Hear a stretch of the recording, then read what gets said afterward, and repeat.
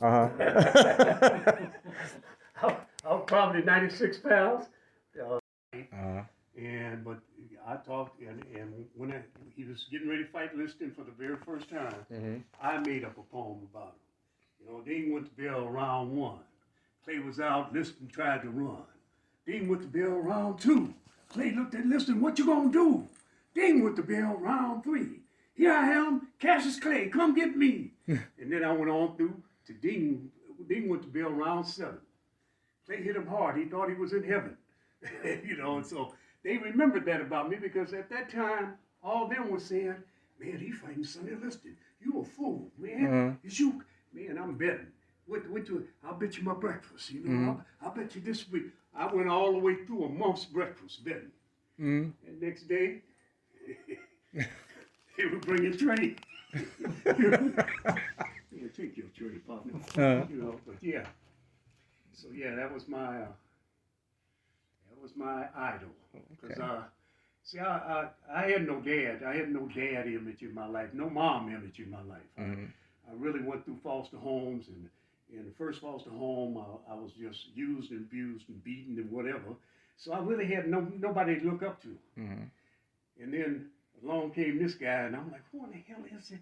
Man, he talking a lot. Boy, look at here. I like this. I like that. And sure enough, he turned out, like I said, I didn't know everything about him. To reading about, I knew that, come on, Cassius Clay, I mean, he's Muhammad Ali, all these women, some way, they doing something. Yeah. And then, you know, of course, they told him a couple of times he's getting the divorce and whatever, so yeah. But, yeah, I didn't know that Joe Frazier despised him even to his deathbed. You know, I didn't know that, but I can understand now, you know. I never thought he used the word nigger, but it was quite often he used the word.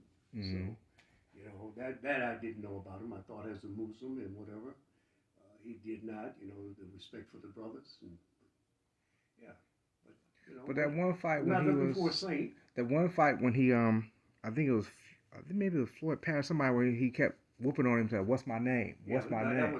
That was Ernie Terrell. Oh, okay. Now, same thing with Floyd Patterson. He told him, "I'm gonna punish you. You don't want to call me Muhammad Ali. I'm gonna punish you."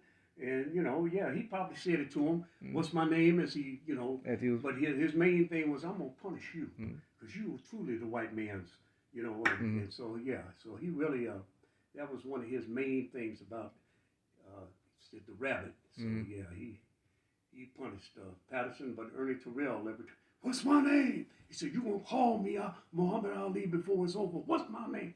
And he'd be peppering him. Yeah, and I saw a lot of his fight. He was headhunting. He really wasn't the body man. He would take your head out. Take the head. The rest of the body gonna go. Yeah. And I watched the fights. I'm like, man, he was hitting people in the head viciously. Yeah, you know. Yeah, that was the thing. You know, he was gonna cut him because he's turning. He's turning him hits. He ain't just, you know, he's turning it, man.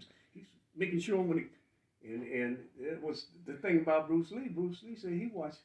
He kind of liked Muhammad Ali. He was, and of course they both. I look at it, a whole bunch of people give some recognition, but in that game and stuff, it's a lot of. I believe in astrology, and they're Sagittarius, and then right after Sagittarius is the goat. Which one is that? You're not into that, okay. But anyway, all of them were January. January babies. And yeah, so same thing, Jesus Christ is supposed to be in that spectrum. From the 25th of December to the 25th of, or 21st of January. And so, but yeah. And I got a partner that I swear could be one of his sons. Here we go. I gotta jack it up. This don't take it nowhere. This is wife's baby right here. Yeah. Man, what are we looking at here, young man? Miss Pony. Miss Pony? Miss Pony. This is a 64 and a half. 64 and a half, I guess, or 65. It's a half, whatever the heck it was. 65. Oh, 65 and a half. Yep. Well, young lady, tell me about this car. The only way you would know that from what they're telling me, Uh-huh. is the front grille Uh-huh. is different than the actual 65. Uh-huh. And there was one other thing that I don't remember now. So how long have you had this beauty? Okay, here's the real story. Uh-huh. My girlfriend's mom, Uh-huh. her husband bought it for her brand new in 1965 Uh-huh. and gave it to her Oh. for their anniversary. Uh-huh. It has 50, when I got it, it had 55,000 original miles. Okay, okay. Now it's got probably 56,000 original. Oh. It's original. It's never been, I mean, nothing's been. So do you take it to shows and stuff and show it off at times? I've had it to 2 shows Uh-huh. because it rains here. Uh-huh. I don't ever. You don't want to get no rain on it. Just keep. I hardly ever drive it. And the other thing is, Mm-hmm. the door locks don't lock. Uh-huh. And I'll be doggone if I want to take it somewhere and have somebody steal the dog. So it needs to stay in your sight But at all times. I do have a company that's insured it for $32,000. So Uh-huh. I'm glad about that. Yeah, yeah. So mind if I open the door, take a peek inside? Okay. I just had to ask, Absolutely. when you have a personal vehicle like this, sometimes it's like a part of the family, so I can't be touching on your family without you saying something. Yeah, okay, I got it. But Woo. don't get in my car. We got the pony interior in here. AC working? Yeah. Okay, okay. Oh yeah, that's nice. And we got the pads in the back. So you saying now it's going to your son? Yeah, my son's supposed to be buying it, and he's supposed to be making payments. Uh-huh. He's run into a couple of things going on in his life that payments now not in like default. Oh Lord. But at the same time, he says he still wants He to be wanted able. a contract, Uh-huh. so I sent him a contract. He's never signed it and sent it back. Uh-huh. So and he's given me $4,000 so Oh. far. He's supposed to pay $600 a month. Uh-huh. Well, that's not happened yet. Supposed to pay her half of this, which was 11,000. Uh-huh. Give it her half. I don't mine. I'll throw in. Okay. This is for you. Yeah. You know, I offered it to my first son. I don't think we can afford it. Uh-huh. I said, okay, well, I'm going down the line. Yeah. So the second one, yeah, I definitely want it. Uh-huh. And of course, he asked me, is it a 289? It's original. It's Yep. all original. See 289 right there. Yep, 289, and it is original, all under the hood, nice everything. The only thing that we had to replace is the thing for the water. Water pump? No, just the Wipers. Wipers. Oh, the wipers reservoir. Okay, Okay, yeah, it's a beautiful car. Well, definitely. I think it's a pretty car. But now I got to keep telling her I got to raise this up. Uh-huh. These tires they're gonna get a flat spot. Mm-hmm. Or you need to just drive it sometime. Exactly. Yeah, Well, at least run it up and down the freeway a few exits or so, come on back every now and then, make sure the oil's circulating, right. and then put it right back in the garage. Yeah. There you go. Yeah. Nothing wrong with that. Yeah. So usually I have my truck sitting out Uh-huh. there, and then I have my other work truck, which is over at my granddaughter's right now, Yeah. the barbecue truck, sitting here, and so. I'm just letting you guys see what I see. I see a red Mustang. Let's get some still shots with it. Slide on by, young man. No, take it there. Go on and get some pictures there, man. You was gonna buy this from me, wasn't you? I think you was gonna buy it for you. Oh, I had talked to your wife about it, but then when she told me about the vehicle, I was like, well, this is a car that I wouldn't want to take apart. And so it was already done. So I liked myself put my own personal stamps on my own vehicles. Okay. And hence the price will be a lot cheaper for me when I build my own car. But then to get to this point, it's no fun to already buy it at this point. And so I'm like, I like the challenge of building things and creating things and the hunt of building a car as opposed to doing it already done. But it is a beautiful car. It is a beautiful car, I will say that. Just letting y'all see what I see.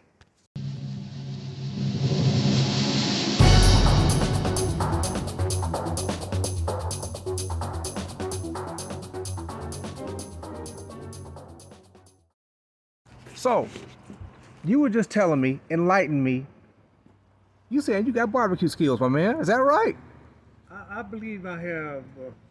I'm able to put on some barbecue. What on something? Okay, so you just pointed out what are we looking at over here? Pit barrel. A pit barrel? Pit barrel smoker. And what can you cook on that?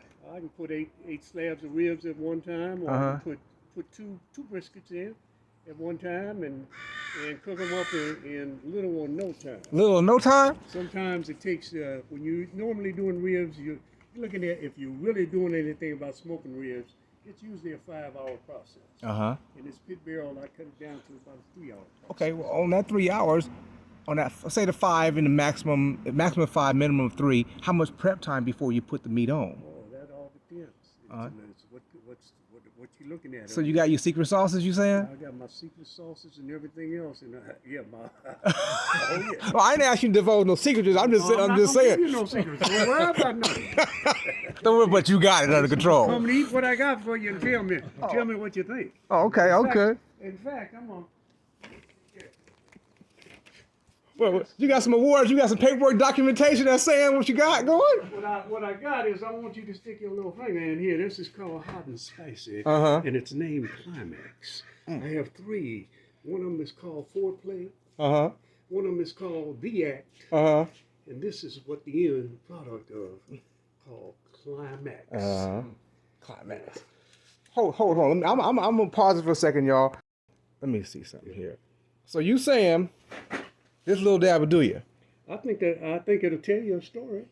It'll take a little time, but okay. I feel a little something. I'm gonna call my wife down. She's the cook in the house, so we're gonna see what we're gonna walk out here and see what Yeah, Victoria, this young man said he's a barbecuologist and he got some sauces over here. Now he just ran some titles by me and they're sounding mighty subjective. So he said, "Come on down here, let her know what the sauces you got going here, man." Right, well, I have 3 sauces basically. Our sweet and tangy, we call Foreplay. All right. The main sauce that we have, if you want something in between, we call The Act. Oh, but when you want to get real, when you want to know what it is all about, in the very end, it's called the Climax. This is the climax. He said, "Don't mind putting your finger and get enough to taste."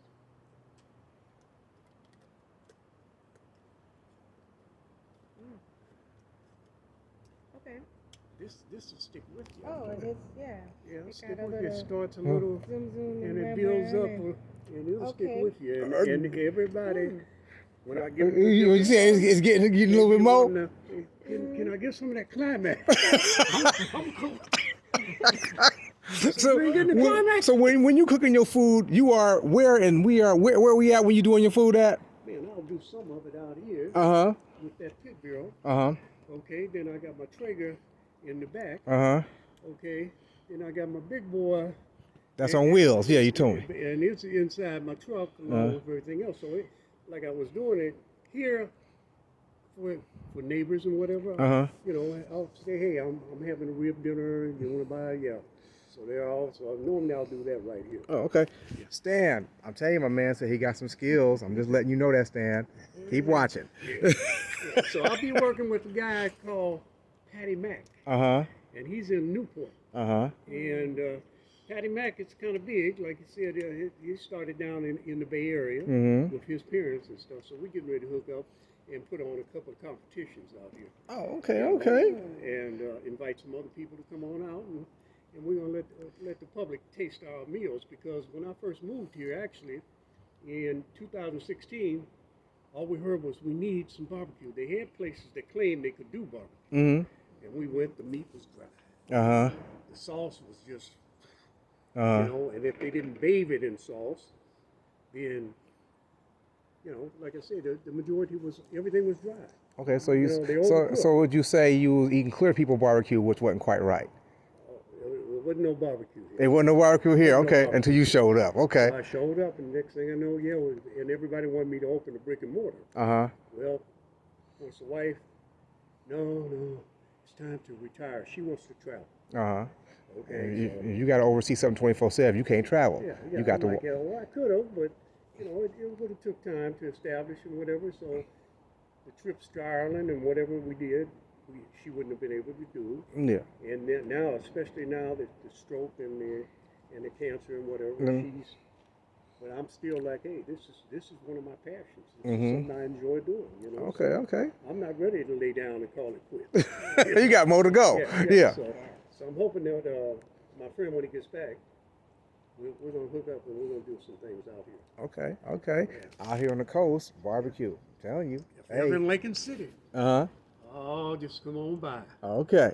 My man Phil got you. They got you. It was good, babe? Yes. Okay, yep. Very good. There you go. There you have All it. right. Yeah. Any-